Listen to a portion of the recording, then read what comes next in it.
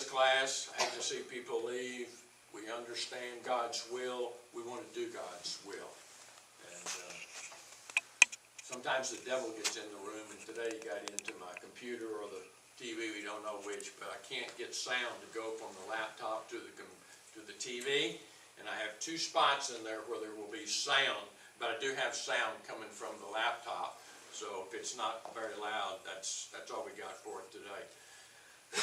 I pray every morning on Sunday mornings that God would not allow the devil to get into this room to disturb the lesson being taught or disturb your hearts that you may not hear the message that God has for you through the lesson. And so this morning we're going to continue on. We've been studying the Beatitudes, and after delivering the messages on the Beatitudes, Jesus began teaching on 19 different subjects. How many of you knew that? I didn't count. Now, you think of the Sermon on the Mount, you always think of the Beatitudes because they come to mind first. They're almost poetic, and they're the front part. But it goes from Matthew chapter 5, 6, and chapter 7. And Jesus teaches on different subjects, not only to his disciples, but to the crowd that's there. We can't teach all 19 in one Sunday, so don't get worried. But I do want you to see the list of the 19 subjects that Jesus taught on the Sermon on the Mount. Because you might look at one of these and say, when I get home, I'm going to go back and read that, or several of them. This is the list that and the order that Jesus teaches, starting in Matthew chapter 5. He talks about salt and light, the fulfillment of the law of Moses. Murder, he talks quickly about murder. He talks about adultery, divorce, oaths, an eye for an eye. Love your enemies.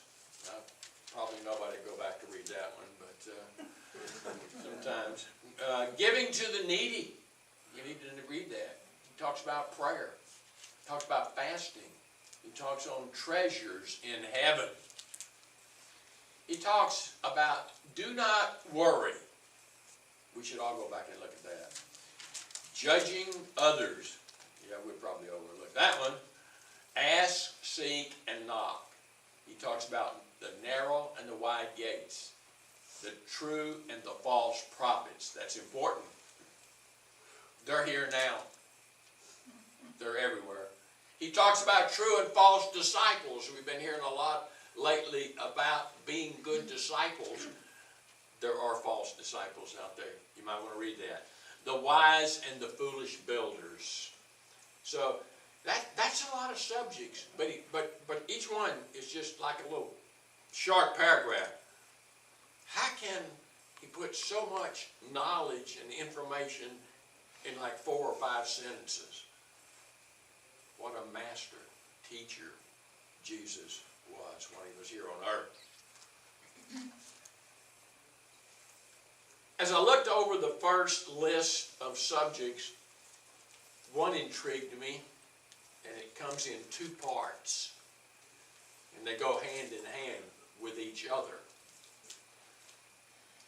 So I had selected to do for today's lesson, you're the salt of the earth, Jesus said, and you are the light of the world.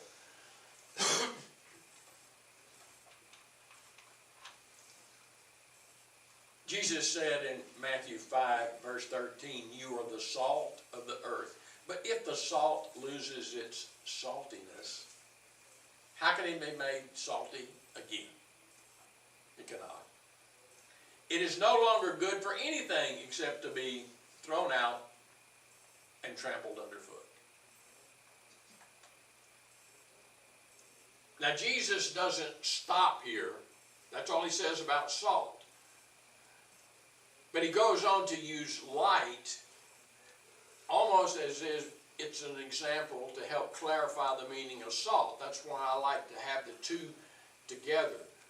The salt of the earth, and you're the light of the world. Let's look on what he said next. He said, after talking and saying, you are the salt of the earth, he said, you're also the light of the world. A town built on a hill cannot be hidden. Neither do people light a lamp and put it under a bowl. Instead, they put it on its stand, and it gives light to everyone in the house. In the same way, let your light shine before others, that they may see your good deeds and glorify your Father in heaven. Jesus uses salt and light to describe what we should be as Christians. When Jesus talks about our light no longer shining, that is like your salt losing its flavor. What good is it? You know, I had a pastor, I think it was the one that was in Arizona when I was there. He said, we have a lot of good Christians in this church. We have a lot of Christians that will go to every Bible study, they will go to every men's group, every woman's group, every Sunday school class, they would still call that then, and go to every preaching service, and they are like a sponge. They will soak up everything they can get. There is a time when the sponge needs to be wrung out on other people. He said, what good is it if we soak up all the knowledge and we do nothing with it?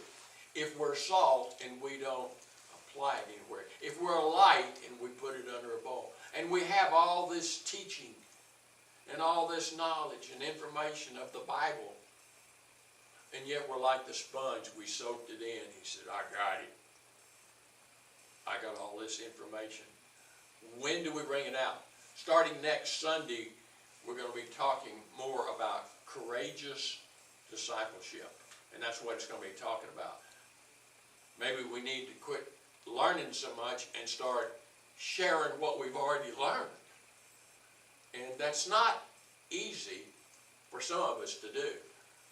Now, I can do it sitting up here, but I have just as much trouble as you do when you get out in the world. So it's sometimes hard to share. We're going to talk more about that starting next Sunday as we start courageous discipleship, and then we'll be in the book of Joshua until the end of the year. When Jesus talks about our light no longer shining, that is like your salt losing its flavor. What good is it? First, we're going to spend time talking about the salt, and then Christians being a light into the world helps make it make sense. But salt, you know, I'd rather be something besides salt. It seems to be a strange description of a Christian in the world, doesn't it? Salt? During the New Testament time, salt was used mainly for two reasons. Seasoning, making things better, tasting better, flavor, seasoning, and then preserving. Salt for preservation. Salt was also used in many different kinds of offerings and sacrifices. How many of you knew that? I didn't either when I first started reading this, but look, in Leviticus 2:13, God said, season all your grain offerings with what? Salt. I did not know that. I guess my sponge hadn't soaked up as much as I thought it had. Do not leave the salt of the covenant of your God out of your grain offerings. Add salt to all of your offerings. Every sacrifice was offered with salt as a symbol of preservation. Salt in this context symbolizes eternal preservation. We're going to be preserved for yes, it's true. In Numbers 18, God said it is an everlasting covenant of salt before the Lord for both you and your offspring. I said, you know what? Somebody's going to ask me, what is a covenant of salt? So what do I have to do? I have to go back and research it in case one of you asked me, because I didn't know. I didn't know salt was used in these offerings. And I found that the covenant of salt, God liked to use in the Old Testament different objects to seal a covenant. A covenant being what? An agreement. We'll go back to the one most common. Noah. He made a covenant. I won't do this again. What was the object that he sealed it with? The rainbow. The rainbow. Yeah. To Abraham, I have my covenant with you that your people are going to be so many. He says, you can't number them. What object did he seal it with? The stars in the sky, the grains of sand on the seashore. He uses stuff.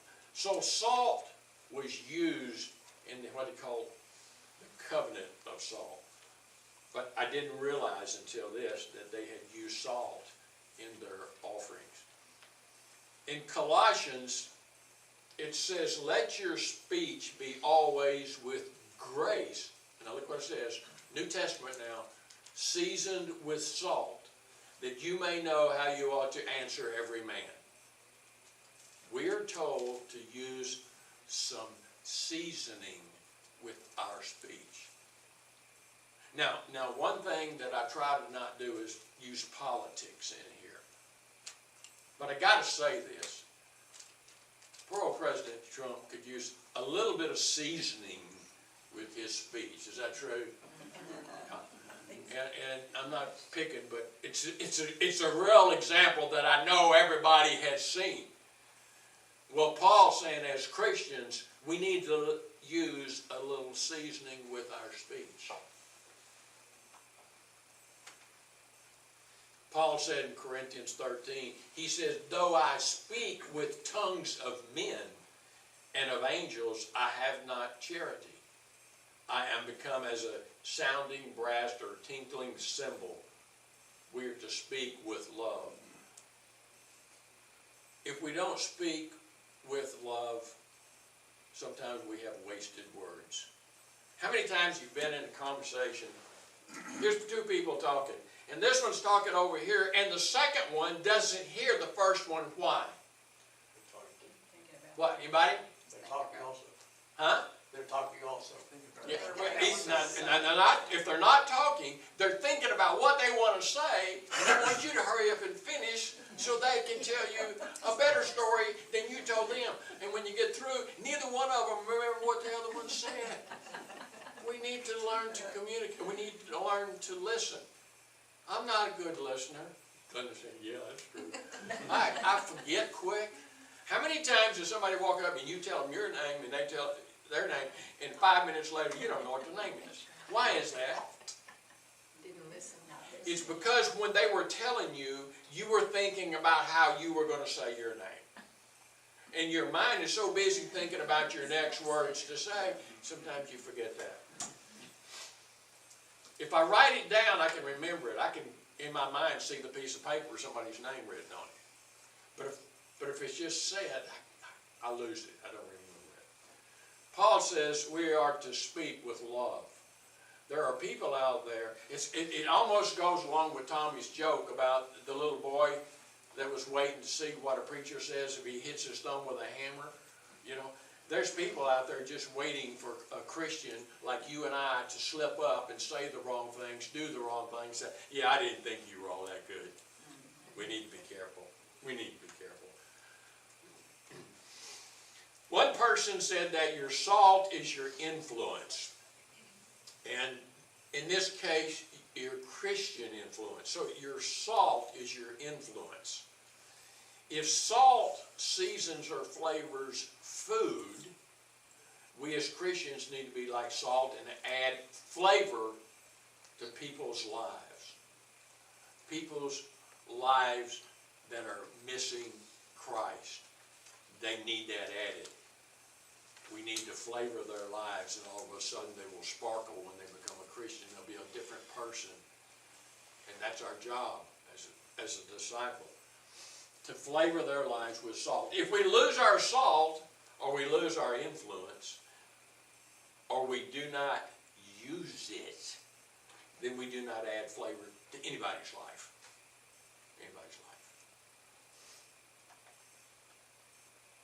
Salt preserves food and it prevents decay or rotting. They didn't have real good refrigerators way back in the Old Testament time, did they? They didn't have any at all, did they? They had to salt this stuff, the meat, to preserve it, to keep it, was one way. So here, Jesus used salt to represent preserving as well as seasoning or flavoring. We should be like salt and prevent the world from moral decay. And believe me, we are, as a world, in moral decay. Would you agree with that?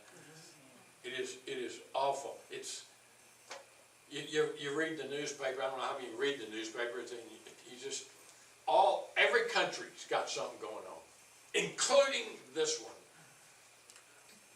You read about what's going on in Virginia. Yes. Isn't that awful? In our own country. That's terrible. If we lose our salt, we lose our influence. We're of no value of helping somebody else. We got to remember we have in us, God has put in us the salt that we can flavor people's lives. We can help. And if you help them find Jesus Christ, you just preserve them for eternity. You didn't. God did. Jesus did. But you helped them get there. Ernest. There's an old saying I've heard all my life, like a man's going to give a speech, or he's going to go talk to his children, and the wife says, and season that with a grain of salt. Yeah, I've heard. How many of you heard that phrase before, and you wondered what it meant?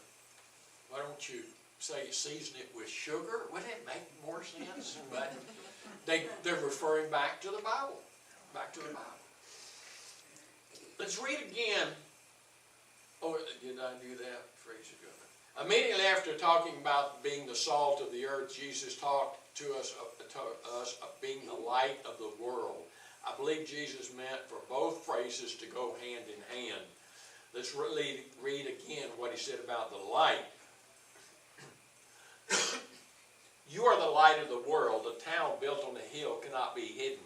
Neither do people light a lamp and put it under a bowl. Instead, they put it on its stand and gives light to everyone in the house. So you're sharing. In the same way, let your light shine before others that they may see your good deeds and glorify your Father in heaven. It's interesting to note that Jesus said, you are the light of the world, yet he also preaches that he is the light of the world. Did you know that? In John, once again, Jesus spoke to the people and he said, I am the light of the world. Whoever follows me will never walk in darkness, but will have the light of what? Life. Eternal life. Again, Jesus said, while I am in the world, I am the light of the world. And in John 1, it says, in the beginning was the Word, and the Word was with God, and the Word was God. The same was in the beginning with God. All things were made by him, and without him was not anything made that was made. In him was life, and the life was the what? It was the light of men. And the light shined in the darkness, and the darkness came from God, whose name was John. That would be John the Baptist. The same came for a witness to bear witness of the light, that all men through him might believe. He, John the Baptist, was not the light, but he was sent to bear witness of the light, which was Jesus to come. John the Baptist was not the light. He came to bear witness of it. But later Jesus tells us we should be the light. Just like his light shined into the darkness, the lost people of this world, so we should be a light for the lost people of this world too. The lost of this world the lost people, it should be, of this world needs to see Jesus, and that can be accomplished by letting them see Jesus in us. So what does it mean for you and I to be the light of the world? It means that they look and they say, that's a Christian. I can tell by their actions. They need to see that. Remember again, Jesus said, let your light so shine before men that they may see your good works and glorify your Father which is in heaven. I want to show you a person that let his light shine.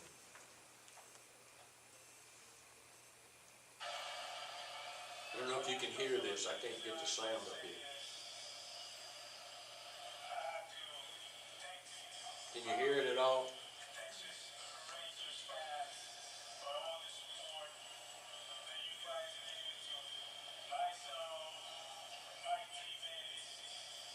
Number one is thanking the fans. Then there's going to be number two.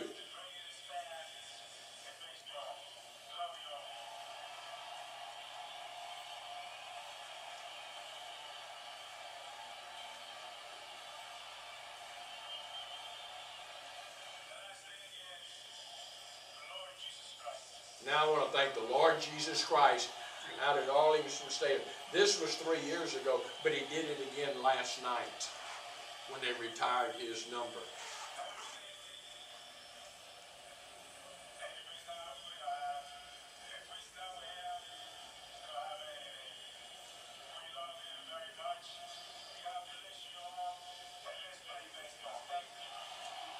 To stand up in a crowd of 40-something thousand people and do that. Last night, they were retiring his number, and there wasn't a video out there yet, so this one was several years ago. He talked, and then he said, I have two more things. Number one, I want to thank my family. He said, number two, I want to thank the Lord. And he did like this, and he said, Lord, thank you because I couldn't do it without you. Now he's talking to the Lord in front of 48,000 fans, and it was like, yay! How many do that?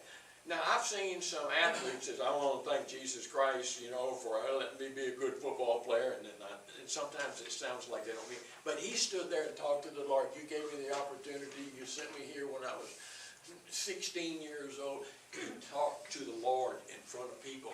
Did his light shine? You better believe his light shined.